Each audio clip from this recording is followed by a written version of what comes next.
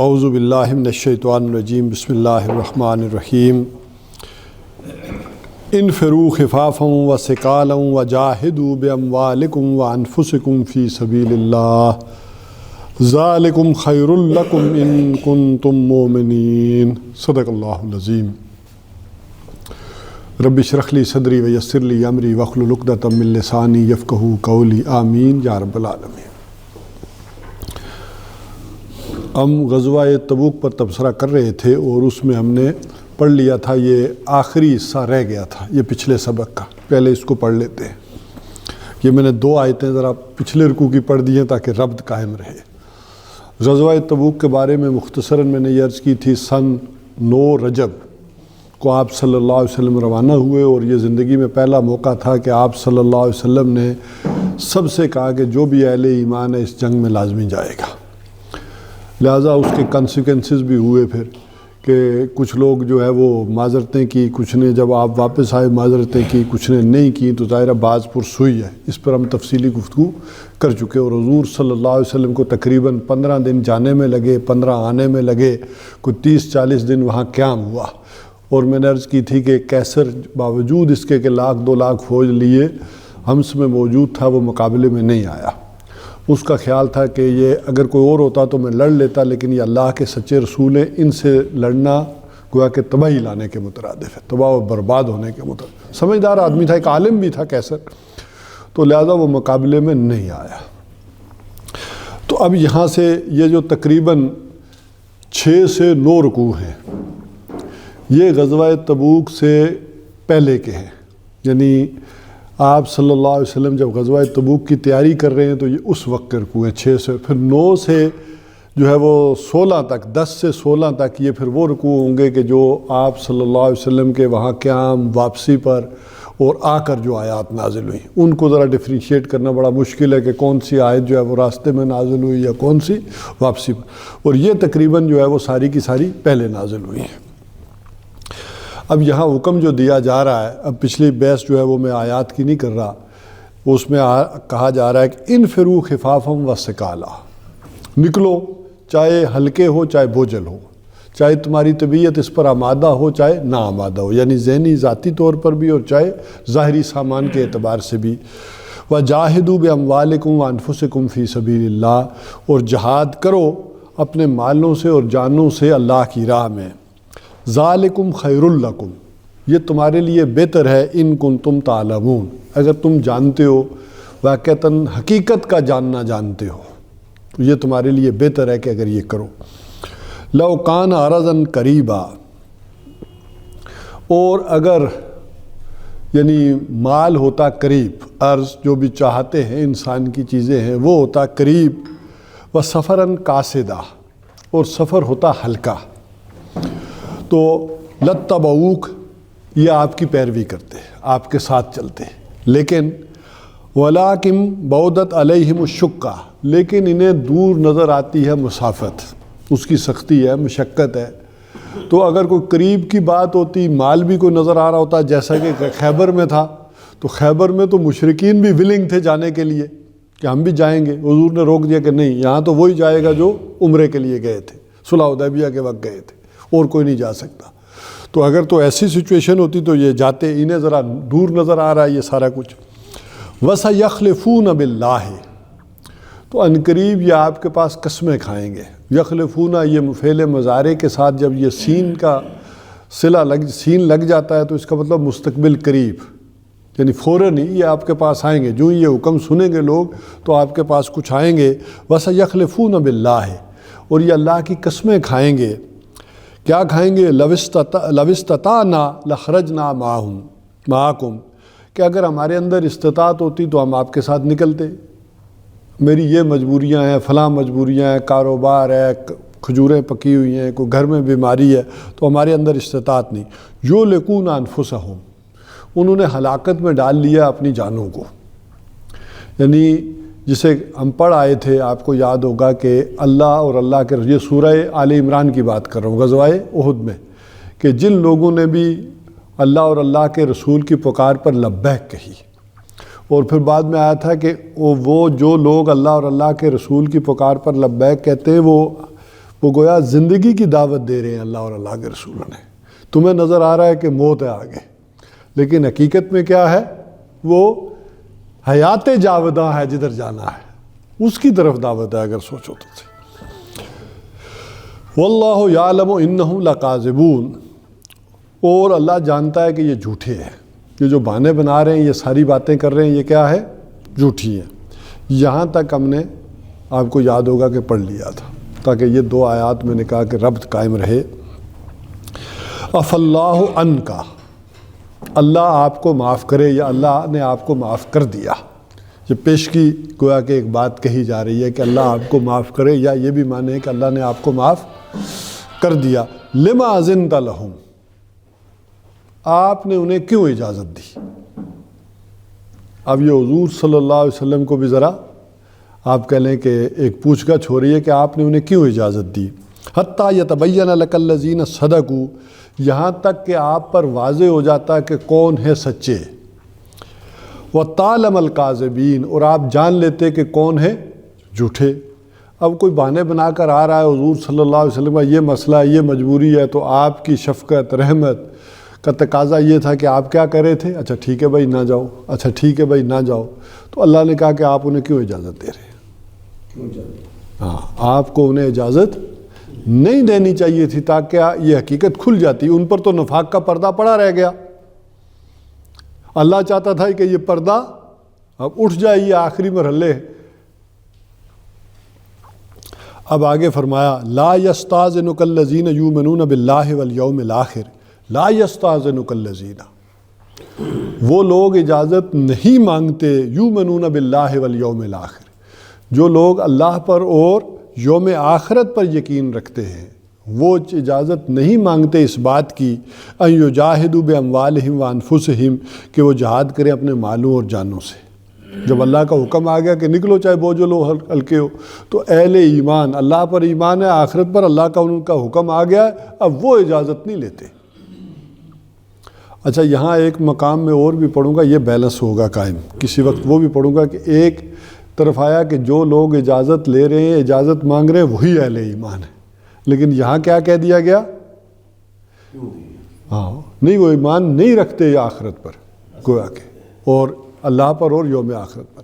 تو جو لوگ اللہ پر اور یوم، یہ فرق کیوں آتا ہے یہ میں بعد میں عرض کروں گا اس مقام کے مطالعے کے بعد، کہ یہ ایک سچویشن پر ڈیپینڈ کرتا ہے کہ وہ جہاد کریں اپنے مالوں اور جانوں سے. واللہ علیم بالمتقین، اور اللہ خوب جانتا ہے ایسے متقیوں کو، ایسے پرہیزگاروں کو. انما یستاذنک الذین لا یؤمنون باللہ والیوم الآخر، اور آپ سے اجازت تو وہ طلب کرتے ہیں کہ جو اللہ پر اور یوم آخرت پر ایمان نہیں رکھتے. یہاں گویا ان کے ایمان کی نفی کی جا رہی ہے. وارتابت قلوبہم، ان کے دل شک میں پڑے ہوئے ہیں. فی ریبہم یترددون، اور اپنے اس شک میں وہ متردد ہے، کیا کریں کیا نہ کریں، جائیں کہ نہ جائیں. ایمان کا تقاضا ہے کہ جائیں، لیکن مال و دولت یہ محبتیں کھینچتی ہیں. کعبہ میرے آگے ہے تو کلیسا میرے پیچھے، تو ایمان مجھے روکے ہے تو کفر ہے کھینچے. تو یہ اس کشمکش میں متردد ہے، ریب میں ہے، دل میں شک ہے، ایمان نہیں ہے. دیکھیں ایمان کی تعریف یہ آ گئی تھی کہ انما المؤمنون الذین آمنوا باللہ ورسولہ ثم لم یرتابوا. مومن تو بس وہ ہیں کہ جو ایمان لائے اللہ پر اور اس کے رسول پر، پھر شک میں نہیں پڑے. اور اس شک میں پڑھنے کی وجوہات کیا ہوتی ہیں؟ وہ سورہ توبہ کی آیت نمبر 24 میں ہم پڑھ آئے تھے، قل ان کان آباؤکم و ابناؤکم و اخوانکم، وہ سارا ہم وہاں پڑھ آئے تھے، وہ 8 محبتیں. تو بہرحال ان کے دل جو ہے وہ متردد ہیں. وَلَوْ أَرَادُوا الْخُرُوجَ، اور اگر انہوں نے ارادہ کیا ہوتا نکلنے کا، لَعَدُّوا لَهُ عُدَّةً، تو انہوں نے کچھ تو تیاری کی ہوتی، کوئی سامان تیار کیا ہوتا، کوئی تیاری کا سامان کیا ہوتا. ہوتا ہے نا کہ جی اچانک یہ مسئلہ آ گیا، میں تو بالکل تیار تھا لیکن اچانک یہ مسئلہ، تو یہ اچانک ابھی آیا ہے نا، تم نے تیاری کیا کی ہوئی تھی؟ تو یہ تو پہلے سے ہی بے ایمانی ان کے اندر تھی، انہوں نے کوئی تیاری کی نہیں ہوتی. اور یہ ویسے آپ آفیسز میں چیزوں میں جو باس ہوتا ہے بھانپ لیتا ہے کہ یہ اس نے ایسے ہی چکر چلایا ہے، ابھی کہہ رہا ہے ایمرجنسی ہو گئی ہے، گھر سے فون آیا ہے، لیکن ارادہ کوئی لگ نہیں رہا تھا اس کا، پہلے سے آثار معلوم ہو جاتے ہیں.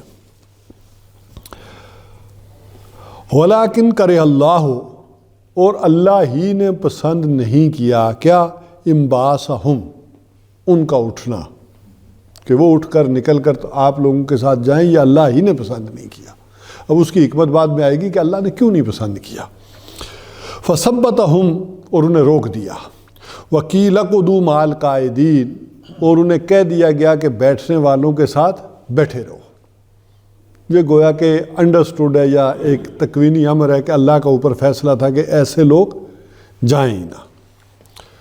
اب اس کی حکمت بیان ہو رہی کہ کیوں اللہ نے ایسا کہا. لو خرجوا فیکم ما زادوکم الا خبالا، لو خرجوا فیکم، اگر وہ تمہارے ساتھ نکلتے تو کیا کرتے، ما زادوکم الا خبالا، وہ اضافہ نہیں کرتے مگر خرابی کا. ان ولنگ آدمی کو لے جانے کا کوئی فائدہ سی، وہ جا کر وہاں مین میخے ہی نکالے گا، ٹیڑھے ہی نکالے گا. یہ مورچے کو اس طرح کھدے جانے نے، یہ کنہیں حکم دیتا ہے؟ ٹھیک ہے، یہ تو توپاں ہی صاف نہیں نے. اچھا بلا لیا جنگ کے لیے، کھانے کا انہوں نے کوئی بندوبست ہی نہیں کیا. کچھ باراتی بھی ایسے ہوتے ہیں رات کے ساتھ چلے جاتے ہیں. ٹھیک ہے، یہ سارے چونکہ زندگی میں چیزیں پیش آتی ہیں آپ کو. تو اگر یہ جاتے تو کیا کرتے، تمہاری خرابی میں وہاں جاتے. ذرا بھوک تھی، افلاس تھا، ایک کھجور 4 آدمیوں کا راشن تھا، سواریاں اس طرح نہیں، اسلحہ نہیں. تو وہ تو باتیں ہی کرتے رہے جی کیا ضرورت تھی پھر پنگا لینے کی، معاذ اللہ کیا ضرورت تھی سپر پاور سے ٹکر لینے کی، جب تلواریں بھی نہیں ہیں، گھوڑے بھی نہیں ہیں، سامان بھی نہیں ہے. تو یہ تمہاری خرابی میں یہ اضافہ کرتے.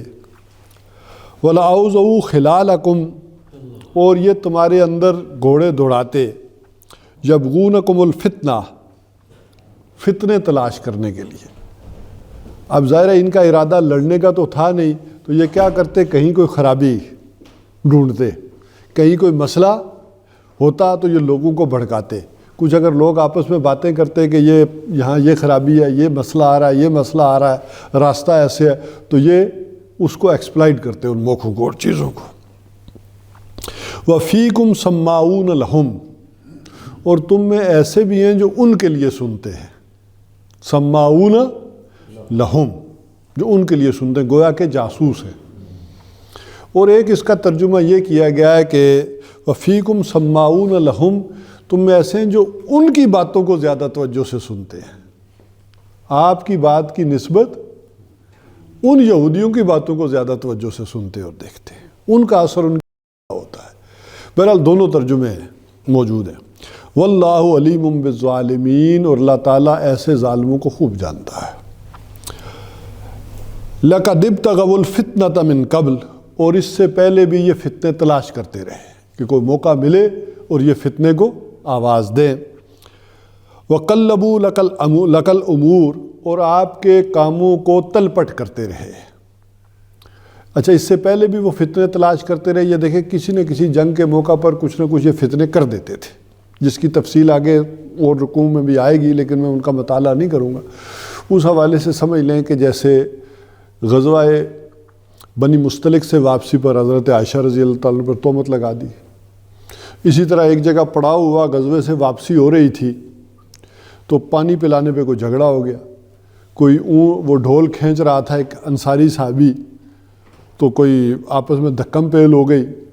تو حضرت عمر رضی اللہ تعالیٰ عنہ کا جو غلام تھا، اس نے سمجھا اس نے دھکا دیا ہے، اس نے اس کو مارا، اس نے کھینچ کے لات اس کو مار دی. یہ موقع تھا کہ عبداللہ ابن ابی کو موقع مل گیا. اس نے کہا یہ جو مہاجر ہیں یہ کل کے آئے ہوئے اور یہ ہمیں لاتے مارے. میں تم سے کہتا تھا نہ تم انہیں پناہ دیتے، نہ اپنے پاس رکھتے، نہ مدد کرتے، اور آج موقع یہ آ گیا ہے کہ یہ تمہیں لاتے مار رہے ہیں. تو اس سے پہلے بھی وہ کاموں کو تلپٹ کرتے رہے، فتنے تلاش کرتے رہے ہیں کاموں کے. اسی طرح بے شمار اور واقعات ہیں. ذرا اسی سے پہلے دیکھ لیں، یہ سن 9 کا واقعہ ہے. فتح مکہ کے موقع پر، غزوہ حنین کے موقع پر وہاں پھر ایک مسئلہ بنا دیا گیا. حضور صلی اللہ علیہ وسلم نے تالیف قلب کے لیے مکہ والوں کو کچھ زیادہ دیا، مال غنیمت میں سے انہیں زیادہ دیا. اب کسی نے پوچھ لیا کیوں؟ پوچھنے ہو سکتا ہے ویسے ہی پوچھا ہو یا حکمت دریافت. اب موقع مل گیا اور منافقین نے کہا کہ یہ ان کے اپنے ہیں نا، جب ان کو بندوں کی ضرورت تھی، کوئی جنگ کی ضرورت تھی مجاہدین کی، تو ہم یاد آتے تھے. اب مال آیا ہے تو انہیں اپنے یاد آ گئے. اچھا، بات بڑی مؤثر تھی، اثر کر گئی پورے لشکر. اور یہ 6 مغیاں خود حضور صلی اللہ علیہ وسلم کے کانوں تک جا پہنچی، اور آپ صلی اللہ علیہ وسلم نے سب کو بلایا اور کہا کہ اے انصار، اگر میں یہ کہوں کہ یہ میرے اپنے تھے، انہوں نے نکالا، تم نے پناہ دی، تم نے ہمارے ساتھ یہ تعاون کیا، 3-4 چیزیں گنوائی، اور میں یہ کہوں کہ میں نے تم گمراہ تھے، میں نے تمہیں ہدایت دی، تم آپس میں دشمن تھے، میں نے تمہیں بھائی بھائی بنا دیا. اب حضور نے یہ چیزیں گنی. تو کیا کہتے ہو تم؟ تو پھر سمجھو اب بات کو. میں چاہتا ہوں کہ کچھ لوگ بیڑیں، بکریاں، گھوڑے شوڑے، یہ بیڑیں شیڑیں لے کر جائیں، اور تم اللہ کے نبی کو لے کر جاؤ. اب ان کی چیخیں نکل گئی، رونا شروع ہو گئے مدینہ والے. انہوں نے کہا حضور ہمیں مال نہیں چاہیے، آپ چاہیے. تو یہ تو کاموں کو تلپٹ کرتے رہے ہیں، وہ تو حضور صلی اللہ علیہ وسلم نے کاموں کو درست کیا. یہ لیڈرشپ کی کوالٹیز ہوتی ہے، مینجمنٹ اور لیڈرشپ کی اعلیٰ ترین مثال، کہ کتنا بڑا فتنہ برپا ہو گیا تھا. بہرحال حتیٰ جال حق، یہاں تک کہ حق آ گیا. یعنی یہ آپ کے کاموں کو تلپٹ کرتے رہے، آپ کے کاموں کو بگاڑتے رہے، فتنے تلاش کرتے رہے، یہاں تک کہ اب حق آ گیا. وظاہر امر اللہ، اور اللہ کا حکم واضح ہو گیا. وہ اب ظاہر، پیٹھ کہتے ہیں نا، وہ اوپر چڑھ گیا. اب اللہ کا حکم واضح ہو کر اوپر آ گیا. وَهُمْ كَارِهُونَ، اور انہیں پسند نہیں ہے، یہ ناخوشی رہے. ایک ہوتا ہے آپ کا نظریہ، آپ کی بات، آپ کی پارٹی کامیاب ہوتی ہے تو کیا ہوتی ہے؟ ایک خوشی ہوتی ہے. تو انہیں اس کامیابی سے کوئی خوشی نہیں ہو رہی ہے. وَمِنْهُمْ مَنْ يَقُولُ، اور ان میں سے ایسے بھی ہیں، مَنْ يَقُولُ جو کہتے ہیں، اِذْن لِّی وَلَا تَفْتِنِّی، کہ مجھے تو اجازت دے دیجئے، فتنے میں نہ ڈالیے. تو ایک شخص وہ بھی تھا کہ جس نے یہ کہا کہ جن لوگوں نے بہانے بنائے کہ اے نبی صلی اللہ علیہ وسلم، آپ مجھے تو اجازت دے دیں، مجھے فتنے میں نہ ڈالیں، میں ذرا حسن پرست قسم کا آدمی ہوں، میں نے سنا ہے شام کی عورتیں بڑی خوبصورت ہیں، تو وہاں جاؤں گا تو کسی فتنے میں پڑ جاؤں گا، تو مجھے تو آپ نہ ہی لے کر جائیں تو ٹھیک ہے، مجھے خواہ کسی فتنے میں وہاں مبتلا کر دیں گے. یہ جد بن قیس کے بارے میں زیادہ کہا جائے. اچھا، یہ وہی شخص ہے جو حضور صلی اللہ علیہ وسلم کے ساتھ صلح حدیبیہ میں عمرے کے سفر پر بھی گیا ہے، اور یہ وہ واحد شخص ہے جس نے بیعت نہیں کی تھی، بیعت رضوان. تو اس موقع پر چونکہ حکم تھا سب کو چلنا ہے، تو اس نے دیکھیں ذرا بڑی ہی کس قسم کی پلی اڈاپٹ کی. ہاں، بڑے توصیف صاحب نہیں ہے جی، ٹھیک ہے. الا فی الفتنۃ سقطوا، تو آگاہ ہو جاؤ، فتنے میں تو یہ پڑ چکے. اللہ اور اللہ کے رسول کی بات سامنے آئی اور یہ نہیں گئے، اس آزمائش پر پورے نہیں ہوتے، تو فتنہ تو یہ ہے، اس فتنے میں یہ پڑ چکے. وَإِنَّ جَهَنَّمَ لَمُحِيطَةٌ بِالْكَافِرِينَ، اور جہنم ایسے کافروں کا احاطہ کیے ہوئے ہے. بچ کر یہ کہاں جائیں گے؟ شام نہیں جائیں گے تو آئیں گے پھر اس بڑی جہنم میں. ان تصب کا حسنۃ، اگر آپ کو پہنچے کوئی بھلائی، کوئی خوبی، کوئی اچھائی، تسوہم، انہیں اچھا نہیں لگتا. وَإِن تصب کا نہیں، وَإِن تصب کا مصیبت، اور اگر آپ کو پہنچے کوئی مصیبت، کوئی دکھ تکلیف، یقولو تو کہتے ہیں قد اخذنا امرنا من قبل، ہم نے تو اپنا معاملہ پہلے ہی سنبھال لیا تھا، ہم دیکھو بڑے ہوشیار چلاک تھے، ہم گئے ہی نہیں، ہم نے بہانہ کر لیا۔ اب اندازہ ان کا یہ تھا کہ وہاں قیصر روم سے جا کر یہ ٹکرائیں گے تو بچ نہیں پائیں گے، سپر پاور سے ٹکر ہوگی، کون بچے گا، اینٹ سے اینٹ بجا دی جائے گی۔ من قبل، اس سے پہلے، وَيَتَوَلَّوْا وَهُمْ فَارِحُونَ، اور یہ روح گردانی کرتے ہیں، واپسی پر پلٹتے ہیں اور بڑے خوش ہوتے ہوئے، گویا ہم نے کمال کر لیا۔ ایک ہوتا ہے کہ میری کوئی مجبوری تھی، میں کسی وجہ سے نہیں شریک ہو سکا، تو وہ رنجیدہ ہوتا ہے کہ اس اپرچونیٹی سے، اس موقع سے میں فائدہ نہیں اٹھا سکا، تو ایک انسان کے اندر کیا ہوتا ہے، غمی آتی ہے، تو یہ خوش تھے۔ قُلْ لَن يُصِيبُنَا،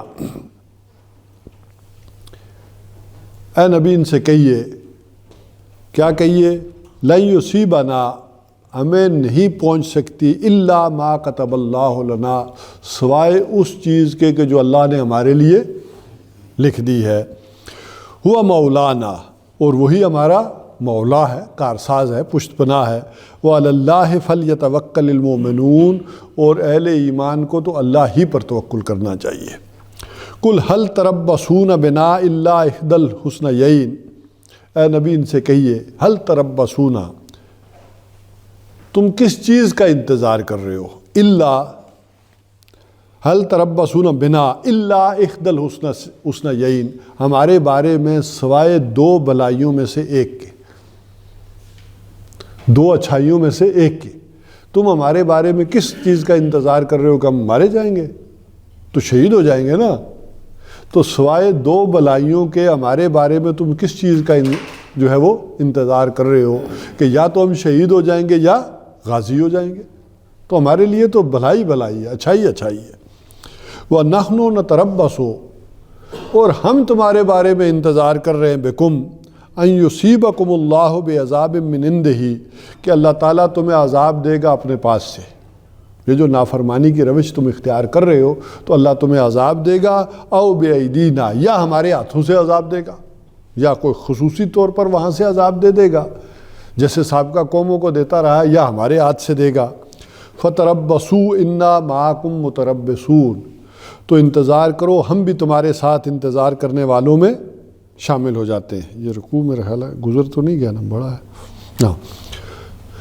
اب آگے بات آئی، قُلْ أَنفِقُوا طَوْعًا أَوْ كَرْهًا، آپ ان سے کہیے کہ خرچ کرو، چاہے تمہاری طبیعت آمادہ ہے چاہے طبیعت آمادہ نہیں ہے، لَن يُقْبَلَ مِنْكُمْ، تم سے قبول نہیں کیا جائے گا۔ اب وہ جو بات میں نے کہی تھی کہ وہ ایک یہ ہے کہ منافق پر دو چیزیں بڑی بھاری ہیں، ایک جان اور دوسرے مال، نہ وہ مال خرچ کرنا چاہتا ہے نہ جان خرچ، لیکن ایک وقت آتا ہے جب جان پر بن گئی ہے تو کہتا ہے مال ہی دے کے جان چھڑاؤ۔ اب چونکہ جان پر بن گئی تھی اس غزوہ تبوک کے اندر کہ ہر آدمی کو جانا ہے، اب جانا ہے تو پتہ تو کوئی نہیں کہ واپس بھی آ سکیں گے یا نہیں آ سکیں گے، لہٰذا وہ کہہ رہے تھے کہ ہم سے ہمارا مال لے لیں، ہم اخراجات ڈبل پے کر دیتے ہیں، جانے کا بندوبست کر دیتے ہیں، تو پیسے زیادہ لے لیں، چیزیں زیادہ لے لیں، لیکن ہمیں اجازت دے دیں۔ تو اب یہ دوسرا مرحلہ آ گیا، تو حضور صلی اللہ علیہ وسلم سے کہا گیا کہ آپ ان سے کہیے کہ خرچ کرو، چاہے تمہیں تنگی ہو چاہے آسانی ہو، یعنی دلی آمادگی ہے یا نہیں ہے، لَن يُتَقَبَّلَ مِنْكُمْ، تم سے قبول نہیں کیا جائے گا۔ اب یہ اللہ تعالیٰ کی طرف سے فیصلہ آ گیا، ایسے لوگوں کا مال بھی نہیں لینا، حالانکہ بڑی سخت ضرورت ہے، تنگی کا معاملہ ہے، لیکن اوپر سے حکم آ گیا کہ ایسے بندوں سے مت لے بات۔ اِنَّكُمْ كُنْتُمْ قَوْمًا فَاسِقِينَ، اس لیے کہ تم نافرمان قوم ہو، تم نے بات نہیں مانی اللہ اور اللہ کے رسول کی، فاسق ہو، نافرمان ہو، ناہجار ہو، مال دے کر بچنا چاہ رہے ہو۔ وَمَا مَنَعَهُمْ، اور نہیں منع کیا گیا، موقوف نہیں ہوا، ان تقبل منہم، کہ ان سے قبول کیا جائے، نفقاتہم، ان کے صدقات، ان کے خیرات، ان کے نفقے، اس نہیں موقوف کیے گئے ان کے صدقہ و خیرات کہ قبول کیے جائیں، الا انہم، سوائے اس لیے، انہم کفروا باللہ و برسولہ، اس لیے کہ انہوں نے کفر کیا اللہ اور اللہ کے رسول کا۔ کفر یعنی یہ زبان سے نہیں کیا، عملاً کیا، انکار کیا ہے۔ وَلَا يَأْتُونَ الصَّلَاةَ إِلَّا وَهُمْ كُسَالَىٰ، اب یہاں بھی وہ بات واضح ہو گئی، اور یہ نہیں آتے نماز کے لیے مگر بڑی سستی کے ساتھ، مارے باندھے۔ اب ظاہر آج کا تصور نہیں تھا، اس وقت ایک منافق کو بھی نماز پڑھنی پڑتی تھی، ایک آدمی مسلمان ہے اور وہ نماز نہ پڑھے یہ پاسبلٹی نہیں تھی، تو یہ نماز پڑھنے بھی مارے باندھے آتے ہیں۔ وَلَا يُنْفِقُونَ إِلَّا وَهُمْ كَارِهُونَ، اور یہ نہیں خرچ کرتے مگر بڑے ہی یعنی ناپسندگی کے ساتھ، اس کو جیسے دوسری جگہ قرآن میں فرمایا ہے، اسے اپنے اوپر تاوان سمجھتے ہیں، ٹیکس سمجھتے ہیں اللہ کی طرف سے۔ وَلَا تُعْجِبْكَ أَمْوَالُهُمْ وَلَا أَوْلَادُهُمْ، تو آپ کو متاثر نہ کریں، تعجب میں نہ ڈالیں، متاثر نہ کریں، نہ ان کے مال اور نہ ان کی اولادیں۔ وَلَا أَوْلَادُهُمْ إِنَّمَا يُرِيدُ اللَّهُ، بے شک اللہ تعالیٰ یہ چاہتا ہے، لِيُعَذِّبَهُمْ، کہ انہیں عذاب دے، بہا، اسی کے ذریعے سے، اسی مال اور اولاد کے ذریعے سے عذاب دے، فی الحیات الدنیا، اس دنیا کی زندگی میں۔ یہ مال ان کے لیے سوانح روح بن جائے، یہ اولاد ان کے لیے عذاب بن جائے، وہ ان کے سامنے کھڑی ہو سینہ تان کر، ان کے سینوں پر منہ ڈلے، نافرمان ہو، تو ان کی اولاد اور مال اللہ انہی کے ذریعے انہیں عذاب دے۔ وَتَضْحَكَ أَنفُسُهُمْ، اور ان کی جانیں نکلیں اس حال میں، وَهُمْ كَافِرُونَ، کہ یہ کافر ہی تھے، اسی کفر کی حالت۔ وَيَخْلِفُونَ بِاللَّهِ إِنَّهُمْ لَمِنْكُمْ، البتہ یہ قسمیں کھائیں گے اللہ کی کہ ہم تمہارے ساتھ ہیں۔ کوئی شک نہ کرو، مسئلہ ہے، ہم مال دینے کو تیار ہیں، تو تم کیوں اس معاملے میں شک کر رہے ہو مسلمانوں سے کہ ہم تمہارے ہی ساتھ ہیں۔ وَمَا هُم مِنْكُمْ، اللہ نے فیصلہ کر دیا یہ تمہارے ساتھ نہیں ہے۔ وَلَٰكِنَّهُمْ قَوْمٌ يَفْرَقُونَ، یہ وہ قوم ہے اصل میں تم سے ڈرتے ہیں، یہ ڈر کے مارے یہ کر رہے ہیں سارا کچھ، یہ دلی تمہارے ساتھ نہیں ہے، نہ اللہ اور اللہ کے رسول کے فرما بردار ہیں۔ لَوْ يَجِدُونَ مَلْجَأً أَوْ مَغَارَاتٍ، اور اگر پاتے یہ کوئی جائے پناہ، ملجان کوئی جائے پناہ پاتے، او مغارات، یا کوئی غار، کوئی سر گھسانے کی جگہ، مدخلاً، جس میں یہ داخل ہو سکے، یعنی کوئی سر چھپانے کی جگہ، کوئی غار، کوئی چٹان، کوئی چھپنے کی جگہ اگر یہ پاتے تو یہ کر گزرتے۔ لَوَلَّوْا إِلَيْهِ، اور یہ ادھر بھاگتے مڑ کر، اور کیا ہوتے، وَهُمْ يَجْمَعُونَ، اور جیسے وہ رسیاں توڑاتے ہیں، یعنی انہیں کوئی نظر نہیں آ رہا، کوئی غار، کوئی جائے پناہ، کوئی اور سر چھپانے کی جگہ نظر نہیں آ رہی گھسانے کی، ورنہ جیسے جانور رسیاں توڑا کر بھاگتے ہیں، یہ رسیاں توڑانے کو تیار ہیں، یہ ادھر بھاگتے۔ وَمِنْهُمْ مَنْ يَلْمِزُكَ فِي الصَّدَقَاتِ، ان میں کوئی ایسے بھی ہیں کہ جو آپ پر الزام لگاتے ہیں صدقات کے ضمن میں۔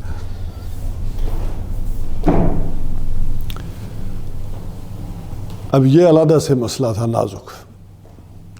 اچھا، اس کو اس طرح سے بھی سمجھ لیں کہ حضرت عمر رضی اللہ تعالیٰ عنہ سے جس کسی نے نہیں پوچھا تھا کہ جو سب کو کپڑا ملا ہے تو آپ کا کپڑا اتنا لمبا کیوں ہے، آپ کا کرتا تو اس کپڑے سے نہیں بن سکتا تھا، تو اس کا مطلب ہے آپ نے زیادہ لیا بیچ میں سے۔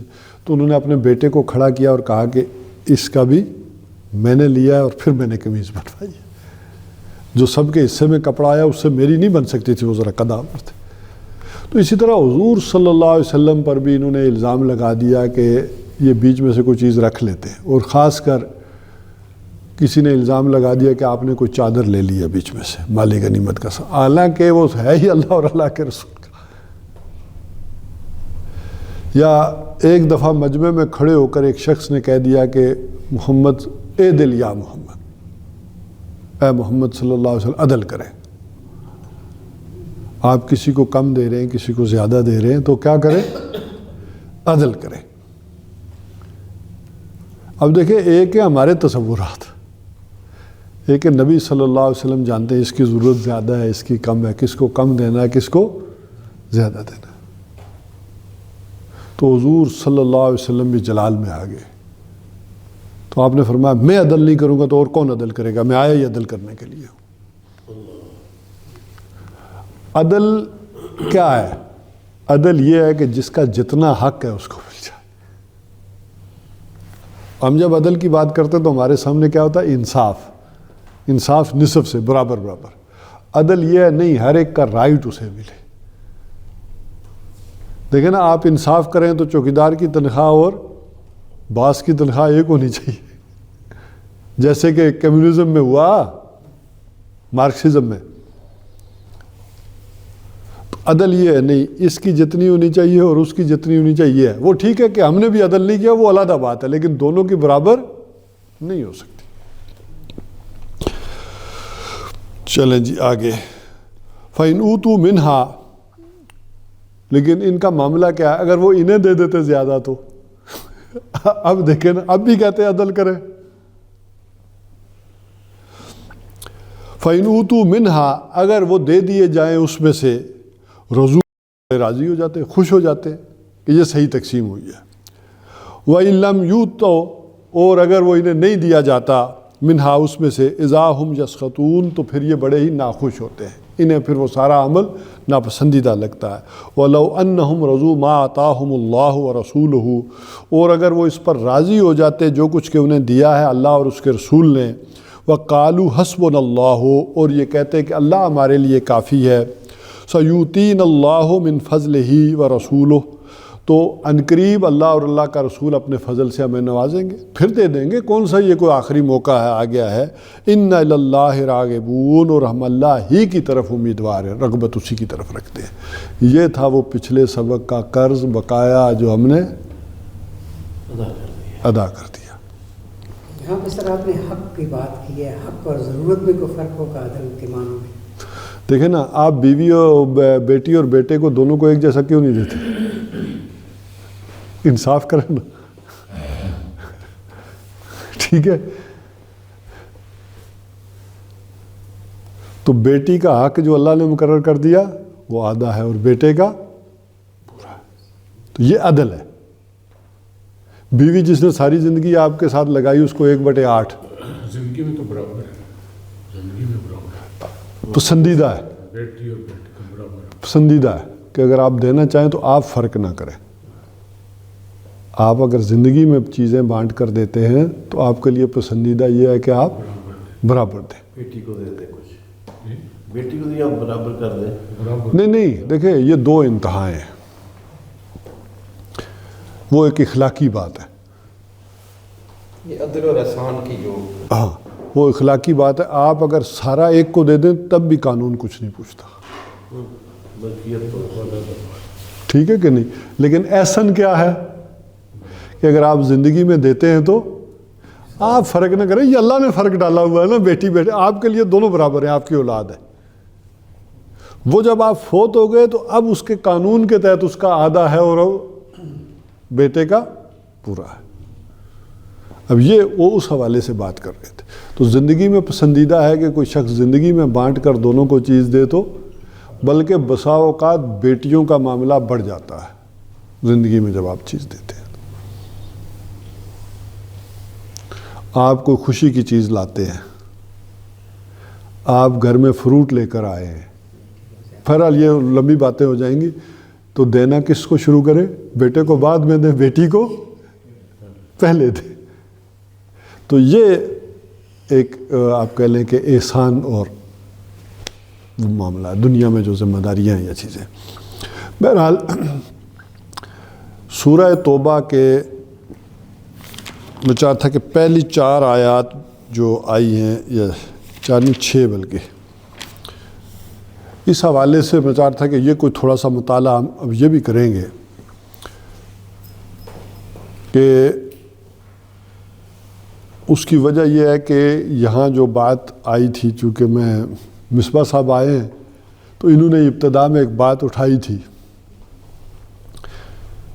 بعثت خاص اور بعثت عام، جس کو بعد میں نے سمجھانے کے لیے کر لیا تھا کہ بعثت کا ایک رخ یہ ہے، ایک رخ یہ ہے.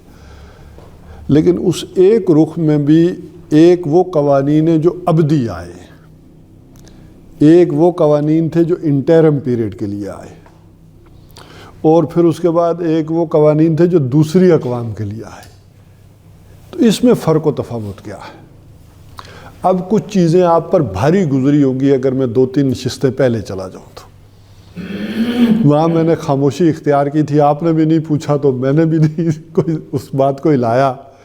کہ اس کو ابھی چلتے ہیں اپنے وقت پر بات آئے گی. آپ کو یاد ہوگا کہ دوسرے رکوع کا جب ہم نے مطالعہ کیا تھا تو دوسرے رکوع میں یہ بات آئی تھی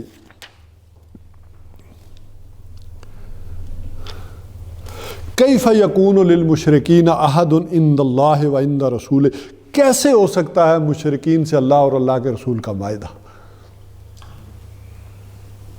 کوئی معاہدہ نہیں ہے. حالانکہ ابھی صلح حدیبیہ ہوئی تھی، معاہدہ ہوا تھا. تو اب یہاں ایک بات مسلمانوں کو سمجھائی جا رہی ہے کہ کوئی مستقل معاہدہ نہیں ہے. اگر حق کا باطل کے ساتھ مستقل معاہدہ ہو جائے تو اس کا مطلب حق نہیں ہے. تو وہ انٹرم پیریڈ کے احکامات تھے. اسی سے میں نے کہا تھا کہ بہت بڑی گمراہیوں نے جنم لیا ہمارے دور میں آ کر. تو اس حوالے سے اب یہ جو بعثت خصوصی کے احکامات تھے فائنل، وہ یہاں آئے. اب دیکھیں وہاں پر کسی نے کوئی غلطی نہیں کی، کوئی معاہدہ نہیں توڑا. اب یہ ساری بحث آ رہی ہے. اور کسی دشمن کے ساتھ نہیں ملے. اب ذرا دیکھیں نا، اللہ نے کہا نہیں، سب معاہدے کینسل. اب حق کا کوئی معاہدہ نہیں ہے. اب یہ وہ بات ہے کہ وہاں ابھی سمجھائی جا رہی تھی کہ دیکھو اپنی سوچوں کو درست کرو. تم یہ جو کہہ رہے ہو کہ مکہ پر حملہ ہم کریں، ہمارے معاہدہ تھا، وہ معاہدہ رینیو کرنے آئے ہیں تو ہم کیوں نہیں کر رہے؟ تو یہ اللہ اور اللہ کے رسول کا معاہدہ نہیں ہو سکتا مشرکوں سے، کافروں سے. اب آ کر فتح مکہ کے موقع پر سمجھے سن 9 میں، سن 8 میں مکہ فتح ہوا اور سن 9 میں یہ آیات جو ہے وہ نازل ہوئی. اچھا اس کو بھی سمجھ لیں.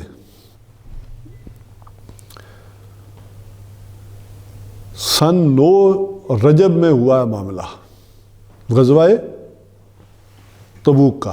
اب میں ذرا پلٹ رہا ہوں پیچھے کی طرف. آیات یہ پہلے ہیں لیکن واقعہ اس لیے میں نے وہ بیان کر دیا. رجب میں آپ صلی اللہ علیہ وسلم گئے ہیں تبوک کی طرف، اور تقریباً جیسے میں نے کہا کہ 3 ماہ 3 ماہ 3.5 ماہ لگ گئے، اور واپس آپ پہنچے ہیں رمضان میں. تبوک سے جب آپ واپس مدینہ آئے ہیں تو کیا تھا؟ رمضان تھا. اب آپ نے حج کے لیے قافلہ روانہ کیا ہے. تو اصولاً یہ آیات یہ اس کے بھی بعد کی ہیں جو ہم تبوک کی پڑھ آئے ہیں نا، تبوک کے بعد کی ہیں یہ آیات. آ کر آپ صلی اللہ علیہ وسلم نے حضرت ابوبکر صدیق رضی اللہ تعالیٰ عنہ کو امیر حج بنا کر بھیجا اور حج کا قافلہ روانہ کیا ہے. اور اس میں اعوذ باللہ من الشیطان الرجیم براۃ من اللہ ورسولہ. اچھا اس صورت کے شروع میں بسم اللہ نہیں ہے توبہ میں، ٹھیک ہے کہ نہیں؟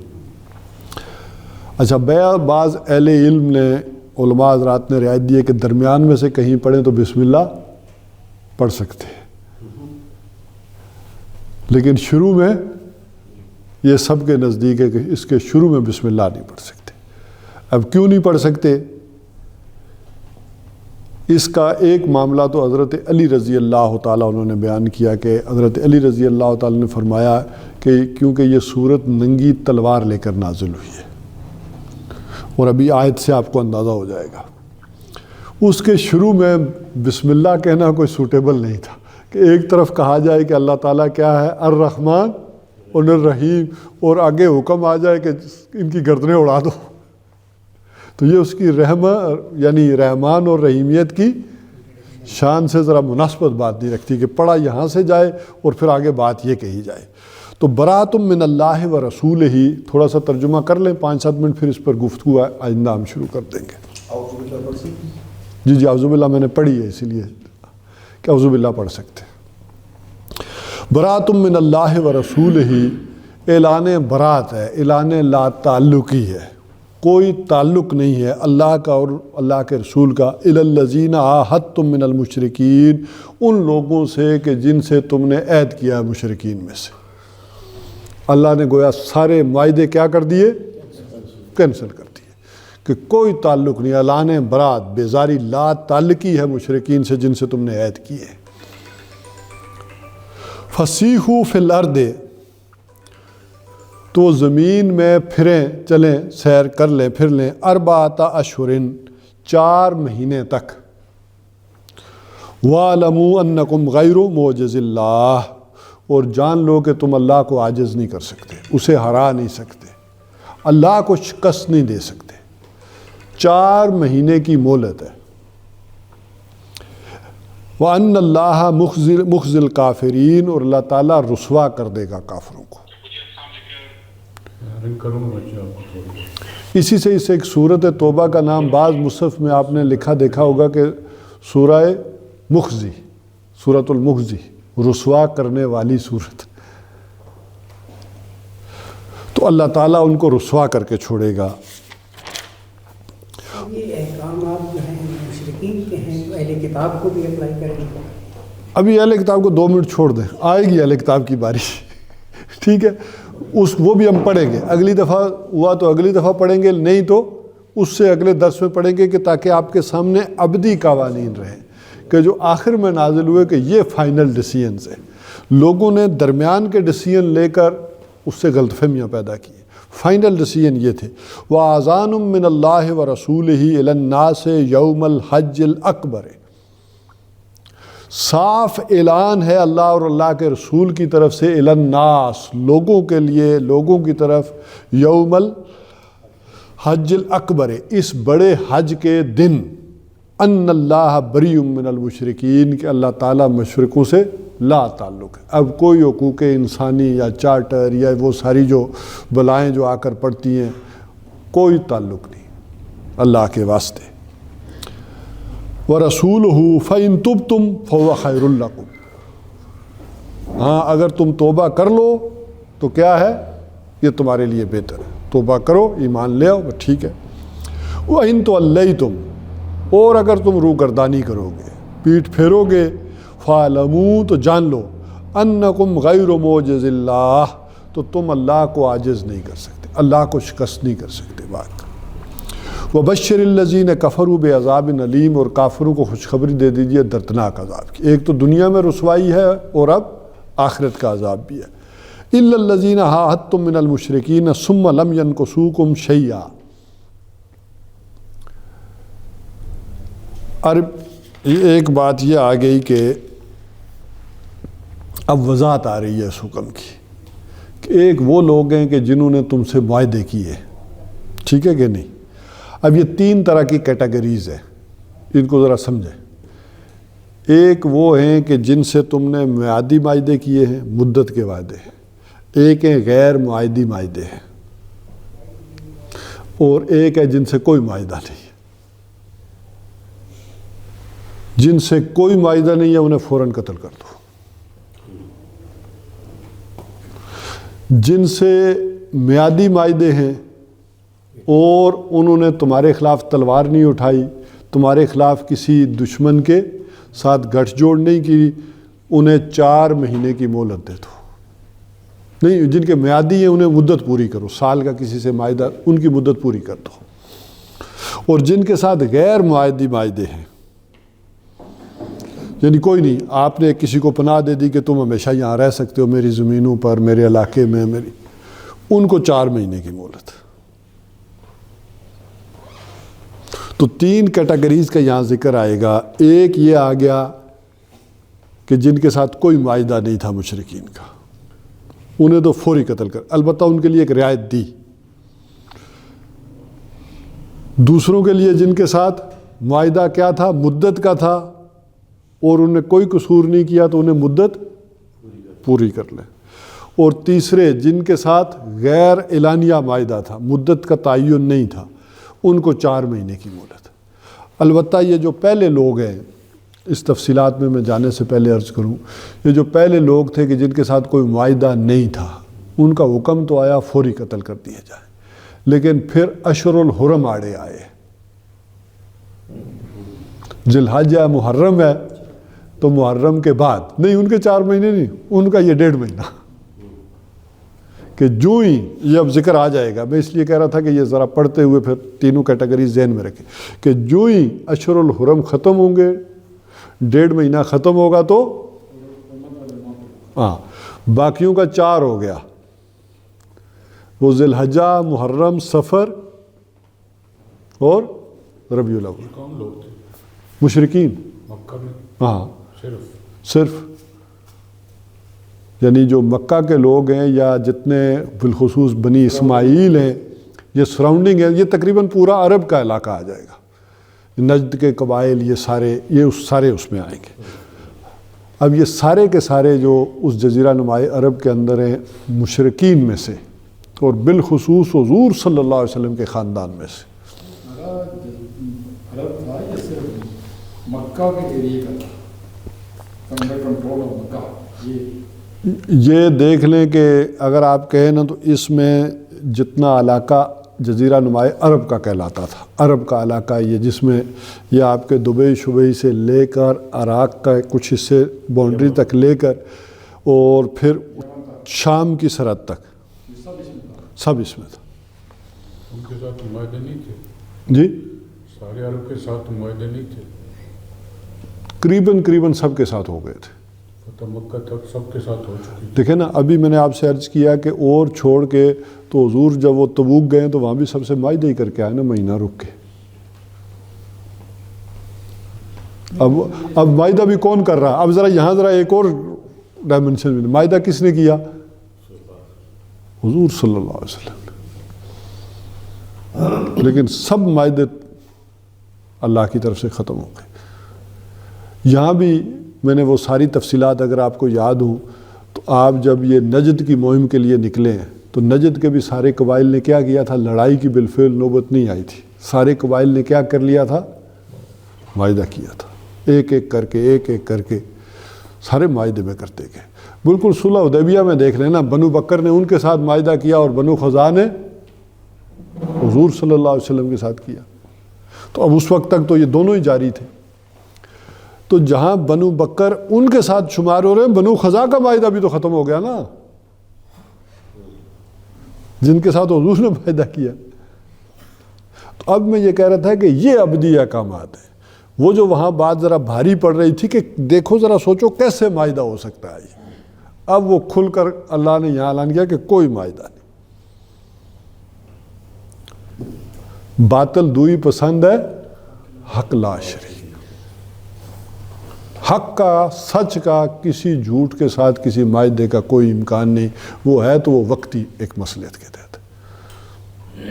یہ معاملہ پھر بڑا ہی سخت ہے آج کے لیے، شاید ماحول اور اس کا. اب جو ہے آپ معاہدہ کر سکتے، اس وقت کے لیے تھا یہ، رائٹ؟ جی نہیں، یہ ابدی ہے یا یہ اس وقت کے لیے تھے؟ اب اس میں دو باتیں ہیں کہ ایک رائے تو معاہدہ عمل درآمد تو ہو گیا نا. اب بیچ میں سے کوئی صلح حدیبیہ کو لائے، کسی اور چیز کو لائے تو اس پر یہ فائنل ڈیسیژن یہ ہے. ان لوگوں کے لیے تو ہو گیا. نہیں، جب ہم کہ میں پہلی بات یہ کلیئر کریں، جب ہم چیزیں اخذ کرتے ہیں، اصول اخذ کرتے ہیں، تو وہ فائنل اصول یہ ہے. اللہ آ گئی نا، ٹھیک ہے، فائنل اصول یہ ہے. اب ابھی میں اس دوسری بحث کو تھوڑی یعنی ایک یا دو بدھ کے لیے اس کو ڈسکس ابھی نہ کریں میرے ساتھ، کہ جو باقی اقوام کا معاملہ ہے وہ اس میں اور مسئلہ ہے. یہ بعد کے زمانے کا. ہاں، تو یہ خصوصی تو حضور صلی اللہ علیہ وسلم کے وقت تھا. اچھا، اس میں پھر ایسا کروں گا کہ اصل میں اس بنیادی قانون کو ڈسکس کرنا چاہیے مجھے. آیات ان کا ترجمہ بھی اگلی دفعہ کر لیں گے. اس میں اصلاً یہ ہے کہ اللہ کا قانون رسولوں کے ضمن میں یہ ہے کہ جس قوم کی طرف اللہ تعالیٰ رسول بھیجتے ہیں، اگر وہ قوم ایمان نہیں لاتی تو وہ قوم رسول کی نگاہوں کے سامنے ختم کر دی جاتی ہے. جیسے کہ قوم نوح کی گئی، قوم سمود کی گئی، قوم صالح کی گئی، سدوم اور عمورہ کی بستیاں پلٹ دی گئیں، قوم شعیب ہلاک ہوئی، ٹھیک ہے، قوم یونس ہلاک ہوئی، ٹھیک ہے، اور وہ استثناء ہے. نوح علیہ السلام، آل فرعون غرق ہوئے. تو اب یہ تو سارے جو اللہ کا قانون رسولوں کے ضمن میں یہ رہا ہے کہ ان کی وہ قومیں جو ایمان نہیں لاتی تھیں ان کی نگاہوں کے سامنے ختم کر دی جاتی تھی. لہٰذا اس وقت اللہ کا یہ وہ قانون اپلائی ہو رہا ہے